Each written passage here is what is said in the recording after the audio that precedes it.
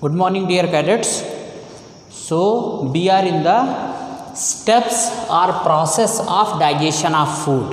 So, how many processes I have taught you? Basically, total number of processes are in digestion of food is ingestion, digestion, absorption, assimilation, and egestion. Okay. So, ingestion I have completed, digestion I have completed. Now, absorption, then assimilation, then egestion. Okay. So once we swallow the food, actually the digestion starts right from our mouth. Once we chew the food, digestion gets started. After chewing the food, we swallow it. When we swallow it, it reaches to the esophagus. There no digestion is there. When it reaches to the stomach, digestion process is started, and all those processes means digestion of food in stomach, digestion of food in small intestine, and role of different types of digestive glands. In the previous video I have explained. Today I am going to complete the absorption, assimilation, and egestion. Today I will complete all the three processes. Okay, so as I told you, the digestion of food gets over in small intestine with the secretion of intestinal juice. Intestinal juice completely digests the carbohydrate, proteins, and fat. Okay, so digestion gets over in the small intestine. Now next process is absorption. Once the food gets digested completely, then inner wall of the small intestine, they absorb that food. So absorption of food means it is the process of passing of digested food into the blood vessels in the wall of small intestine. In the wall of small intestine. So what is the meaning of absorption of food? It is the process of passing of digested food into the blood vessels in the wall of the small intestine. In the wall of the small intestine. Okay. So once the food is digested, the wall of small intestine, they absorb it. This process is called absorption of food. Now just see, in the wall of small intestine, there are some special structures. They are helping in the absorption of food. Those structures are called villi. What is that one? Villi. The singular form of villi is villus. Okay. So what are the villi? Inner walls of the small intestine have thousands of finger-like outgrowth. These are called villi. So inner wall of the small intestine, they have got the finger-like outgrowth. Just see, this is finger or not? Their structure is like that. Just see, like that. In the inner wall of the small intestine, like that structure is there. This structure is called villi. Okay. Now inside of these villi, blood vessels are there. What are there? Very thin blood vessels are there. Okay. Are you getting my point or not? Small blood vessels are there. So these finger-like outgrowth means there innumerable number of villi are found in the inner wall of the small intestine. They increase the surface area of the inner walls of the small intestine. So the rate of absorption of food increases. So now if I am asking what is the meaning of villi, so you should write that these are the finger-like outgrowth which are found in the inner wall of the small intestine. And what is the function of villi? The villi increase the surface area for the absorption of the digested food. So first what they do? They increase the surface area for the digestion of food. The surface of the villi absorbs the digested food material. So not only they increase the surface area, they absorb the digested food materials also. Okay. And once they absorb the digested food materials, now the function of these small blood vessels which are running parallel to the villi, their function gets started. These blood vessels, inside the blood vessels, blood flows. Okay. So that absorbed food now will go to the blood vessels, inside the blood vessels, and it will now circulated throughout the body. Okay, so are you getting? That process is different one, that is called assimilation. So I will write that one, but you remember villi is very important structure which is found in inner walls of the small intestine. They increase the surface area of the inner wall of the small intestine for the absorption of food. Not only they increase the surface area, they absorb the food, digested food materials as well. Okay, so that is absorption process is over. Now next one is assimilation. Okay, so we'll write that one also. What is the meaning of assimilation and how does it take place?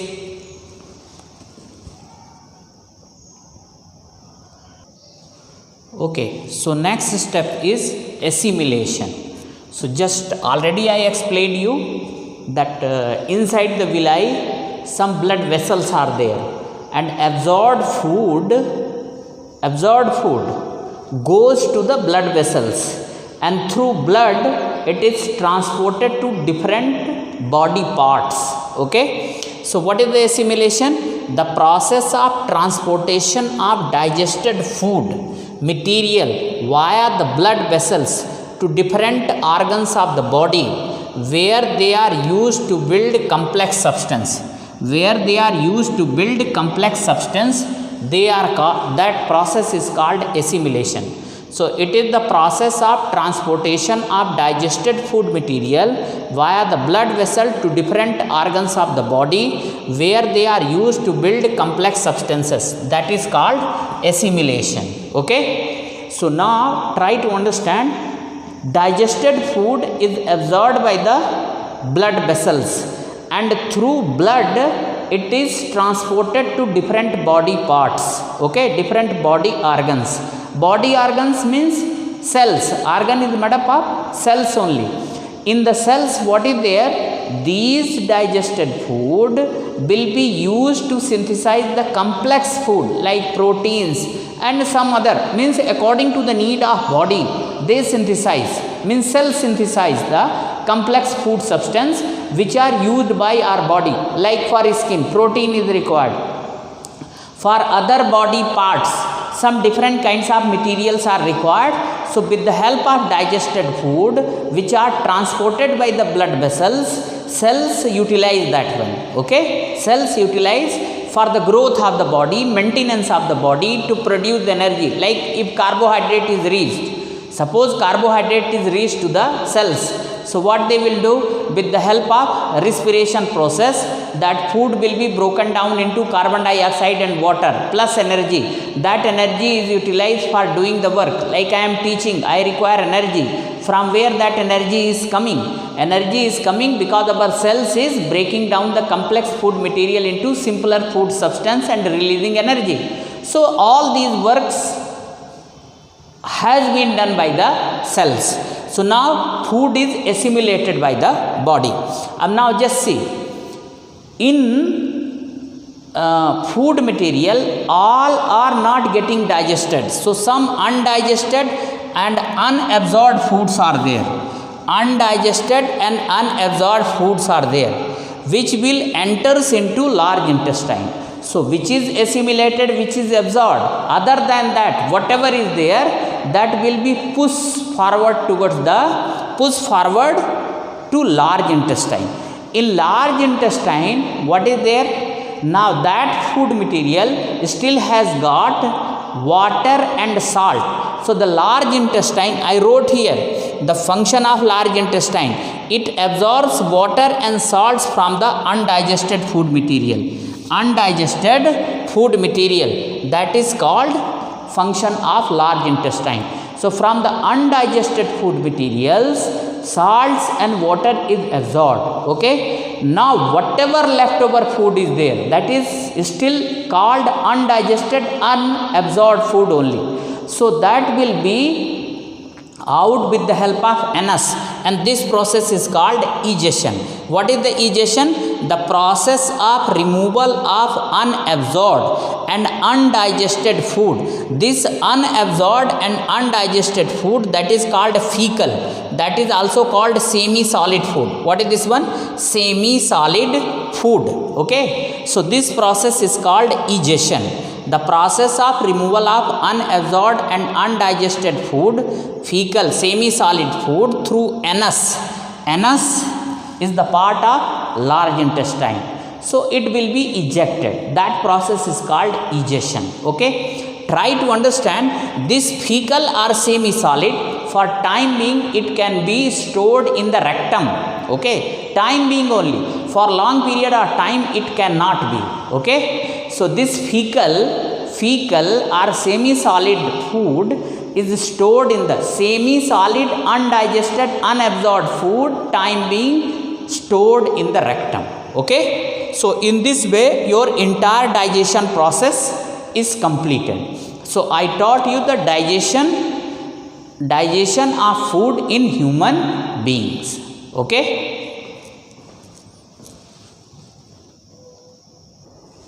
So in this way, dear cadets, your processes of digestion is completely completed. Okay. And what are the different parts of body or alimentary canal involved in that process, that also I have explained. Once again I am revising, just try to understand. Ingestion takes place in mouth, pharynx no digestion, and digestion of foods basically takes place in stomach and small intestine. Absorption of food takes place in small intestine, and means digestion of food completely completed in small intestine only. Assimilation takes place with the help of blood vessels. Okay. And now in large intestine, water and salt is also absorbed. Fecal material, that is undigested food material, temporarily stored in the rectum. And in egestion process, basically large intestine anus part is used. So in this way, your digestion process is completely completed. Now let us have some idea about the diarrhea. Just see, what is diarrhea? Diarrhea is nothing but a condition of passing watery stool. Okay. What is diarrhea?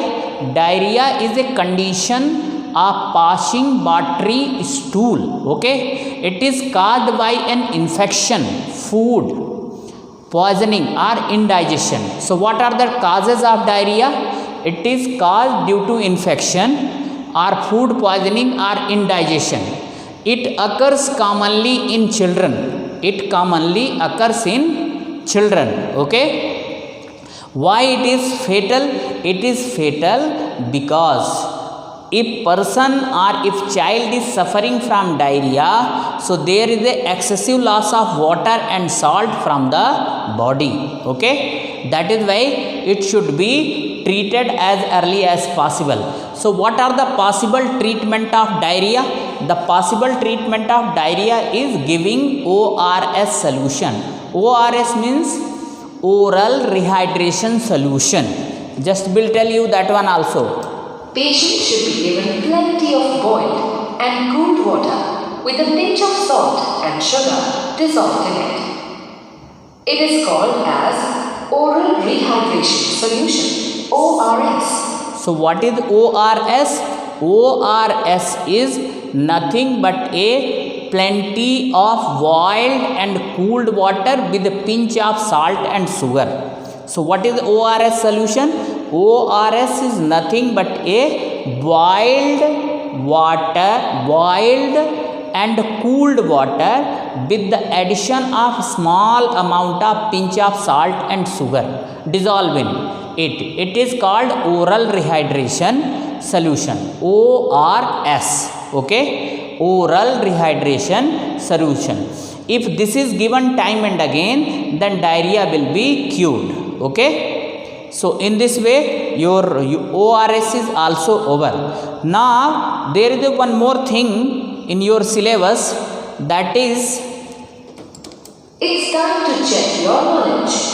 Name the largest internal organ present in the body. The options are A. Liver, B. Pancreas, or C. Stomach?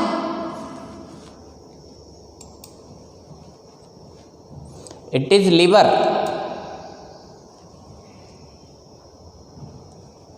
So liver is the largest internal organ in the body, and which is the widest internal organ of the body? Stomach. Please remember that one.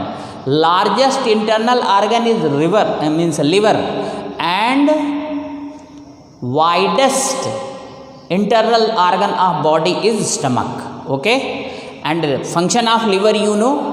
Okay, Now let us discuss about grass-eating animals. now I was talking of this one only, since I have taught you the digestion process in human beings. Now in and around us there are so many grass eating animals. So how they digest their food? That is the basic question. So grass eating animals, they have got special type of stomach. They graze grasses and they digest that one. How? Will tell you. Digestive system in grass-eating animals. See, Plant eaters, like domestic cattle, have a specialized stomach made up of different chambers, one of which includes rumen. okay, so just see, in our stomach rumen is not there, but grass eating animals, they have got the special structure in their stomach, that is called rumen, and this rumen is very important part. Here only they digest.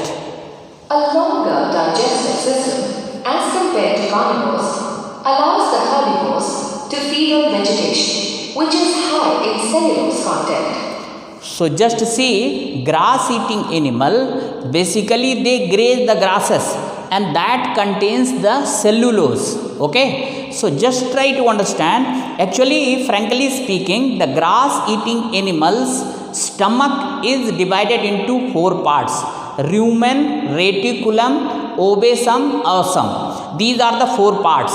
So as compared to human alimentary canal, their digestive system is very long, and this long digestive system allow them to store more amount of grasses, and that grass contain cellulose. Okay, vegetation. To digest plant products, herbivores have bacteria in their stomach. So just try to understand. To digest the cellulose, one bacteria is required, and that bacteria is found in the rumen of the grass eating animals. Grass eating animals, they are also called ruminants. Okay, ruminants are cud chewing animal. They are called cud chewing animals. Okay, we'll tell that one also, don't worry. Long digestive system of ruminant. In cattle, instead of opening directly into stomach, where digestion begins, esophagus leads to rumen and reticulum. Okay, so this is, just see here, basically they have shown here 2 parts, rumen and reticulum. Osum, ovesum, these part is there. So now try to understand. This is figure of cow. Okay, what is this one? This is the picture of cow, and that is the best grass eating animal, pure vegetarian, pure herbivores. So just see how their structure, means alimentary canal is long, starting from here to here. Okay, so means till today I have covered the digestive system of grass eating animals. Remaining thing I will complete tomorrow. Okay, now let me write the questions. Okay, so these are today's question. What is, will I write its location and function? Okay, so its location is inner wall of small intestine. What is absorption? What is assimilation? What is egestion? Name the part of human alimentary canal where water gets absorbed. That is the water and salt. Water and salt, okay, gets absorbed. What is diarrhea? What is ORS? So please write down their question.